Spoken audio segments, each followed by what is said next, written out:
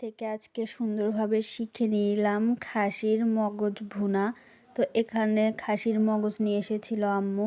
তো প্রথমে এখানে জিরা দেওয়া হলো, তারপরে পরিমাণ মতো দেওয়া হবে পেঁয়াজ। পেঁয়াজটা একটু ভাজা ভাজা করে নিতে হবে।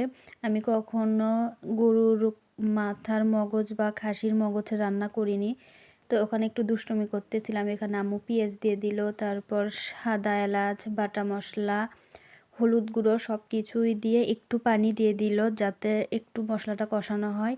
এরপরেই কিন্তু মগজটা আম্মু দিয়ে দিল। মগজটা কিন্তু একটু থেঁতা করে নিয়েছিল, তাহলে কিন্তু সব মশলা এটার ভিতর ভালোভাবে ঢুকে যাবে।